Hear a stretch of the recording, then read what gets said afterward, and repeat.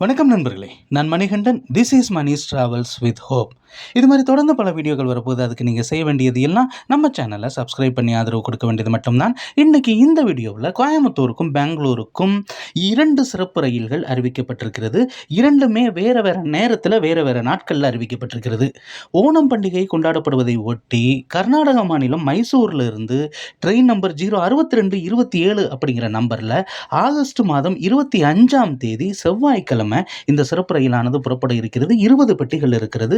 இரவு 10:30 மணிக்கு புறப்படக்கூடிய இந்த ரயிலானது தமிழகத்தின் சேலம், ஈரோடு, திருப்பூர், போத்தனூர் வழியாக இயக்கப்பட இருக்கிறது. கண்ணூர் வரைக்குமே.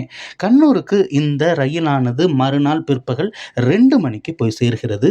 அவ்வாறு சேரக்கூடிய இந்த ரயிலானது ரிட்டன் டைரக்ஷனில் ட்ரெயின் நம்பர் 06228 அப்படிங்கிற நம்பரில் ஆகஸ்ட் 26ஆம் தேதி புதன்கிழமை கண்ணூரில் இருந்து மாலை 6:25 மணிக்கு புறப்படுகிறது. மீண்டும் தமிழகத்தின் போத்தனூர், திருப்பூர், ஈரோடு வழியாக மைசூர் வரைக்கும் இயக்கப்படுவது கிடையாது. பெங்களூர் கண்டோன்மெண்ட் வரைக்கும் தான் இயக்கப்படுது. புறப்படும் போது மைசூர், ரிட்டன் போகும்போது பெங்களூர் கண்டோன்மெண்ட் வரைக்கும் மறுநாள் காலையில் இந்த ரயிலானது 8:35 மணிக்கு போய் சேர்கிறது.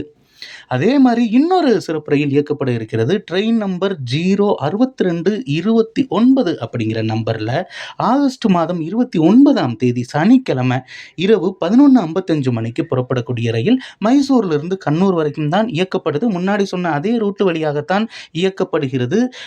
மறுநாள் இந்த ரயில் மாலை 5:50 மணிக்கு கண்ணூரை சென்றடைகிறது. அதே மாதிரி ஞாயிற்றுக்கிழமை ட்ரெயின் நம்பர் 06230 அப்படிங்கிற நம்பரில் ஆகஸ்ட் மாதம் 30ஆம் தேதி ஞாயிற்றுக்கிழமை, அதாவது ஞாயிற்றுக்கிழமை வேலை முடிஞ்சு திருப்பூரில் இருந்தோ அல்லது கோயம்புத்தூரில் இருந்தோ நம்ம பெங்களூர் போகணுன்னா இந்த ட்ரெயினை பயன்படுத்திக்கலாம்.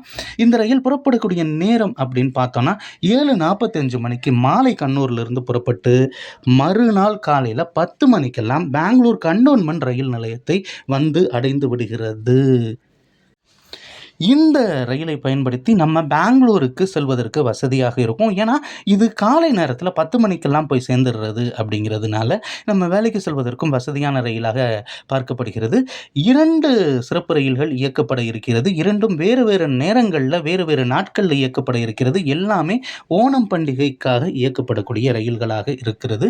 அடுத்த ஒரு வீடியோவில் பார்ப்போம். அது வரைக்கும் நன்றி, வணக்கம் நண்பர்.